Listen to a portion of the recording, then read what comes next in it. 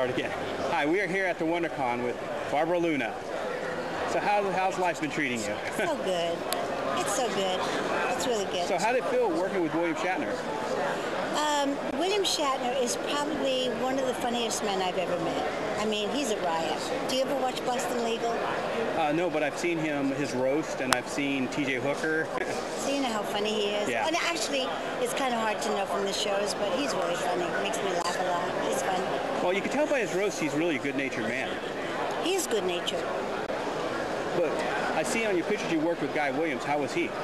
Oh, he was just, the minute you met him, you knew he was a family man, you know, like no flirting, which is really annoying. How come? I mean, an actor is supposed to be, you know, flirty and flirty and flirty. You mean flamboyant, going, hey, baby. Yeah. I'm Zorro. Yeah, no, he wasn't like that at all. And he was extremely sensitive to the fact that I think Zorro, Walt Disney Zorro, was probably my maybe third or fourth television show. What was your first? That's what I was trying to remember. I'm not sure. How was Captain Archer, another Star Trek alumni from Quantum Leap, Scott Bakula as an actor? You know, that picture was taken at an event backstage. Oh, okay. I thought that was a Quantum Leap picture. It was not. I never did a Quantum Leap. I think, what year was Quantum Leap? I think it's in the 90s. Yeah. Maybe late 80s. After One Life to Live, I retired. Okay. So I missed a lot of shows. So you missed out on a lot of special guests, huh? So did you ever guest on T.J. Hooker? I did. I did. I played a character named Barbara. So, ironic. So, what was it like to be on T.J. Hooker versus Star Trek? It was quite a different role. Actually, when I was filming Mirror Mirror, What were you filming? Mirror Mirror, which is Mirror Mirror.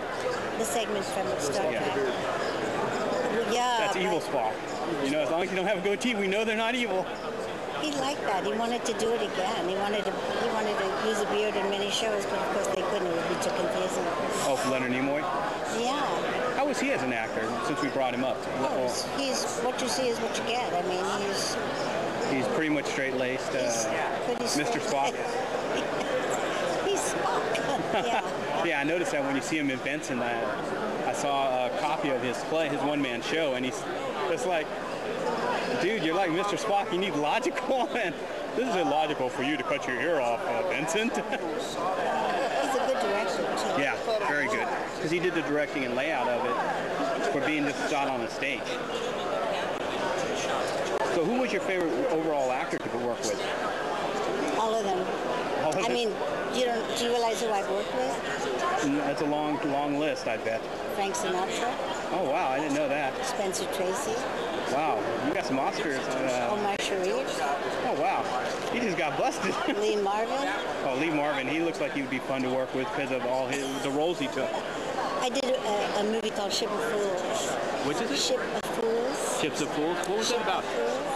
It's based on a book written by Catherine Ann Porter.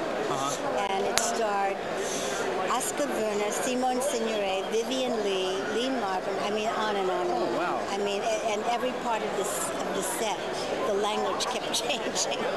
Are you talking about from normal language to colorful or different? Italian, French, German, and it was directed by Stanley Kramer. It's considered a classic. Yeah, it's one of those things that you probably don't see much on video anymore because unless it's going to sell, you don't hear much about it.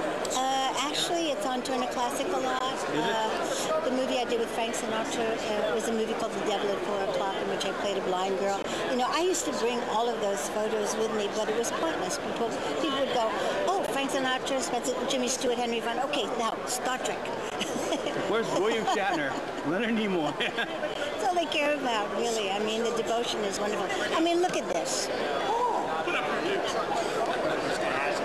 Oh, wow, you got an action figure. I have 2 action figures. 2 of them. And you know, you can have them hang out with the William Shatner figure. With my captain. I am the captain's woman until he says I'm not. But you know what's so mind-boggling about having 2 action figures is that I was just a guest star. I mean, you know, you only have an action figure if if you're a regular on a series, and that is what's such an honor, and that I have 2 action figures. But an interesting thing about Roddenberry's work is Roddenberry made sure a lot of his secondaries were as strong as his primary characters, so that a lot of them are memorable. Look at Ricardo Montalban as Khan. Who would have ever thought, almost 30 years later, you're seeing Khan back again with a rubber chest, kicking Kirk's ass. And his butt, too. Oh, yeah. That's a big butt to kick at that time. It's a big butt. You know, it's all very mind-boggling. I mean, I don't even think Roddenberry realized what this was going to turn into. I think he did, because remember, he was... Oh, how could he? He was promoting conventions back in the day.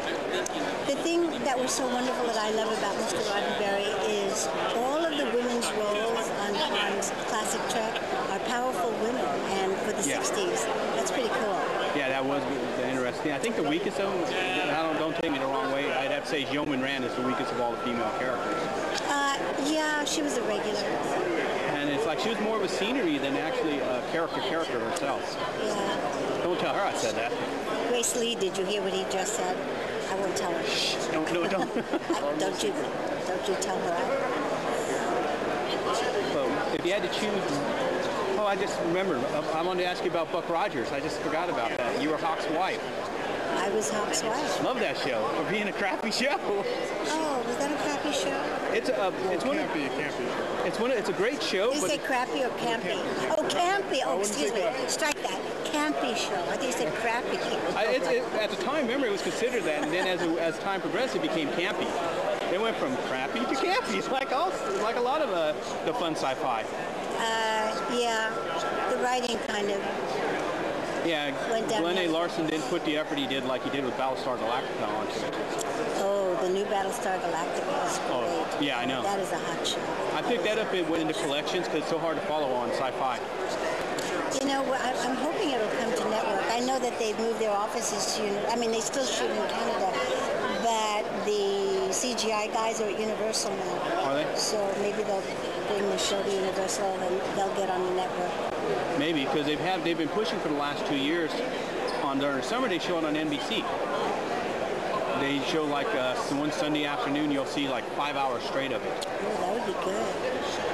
And it's like when they have some filler for other shows they need.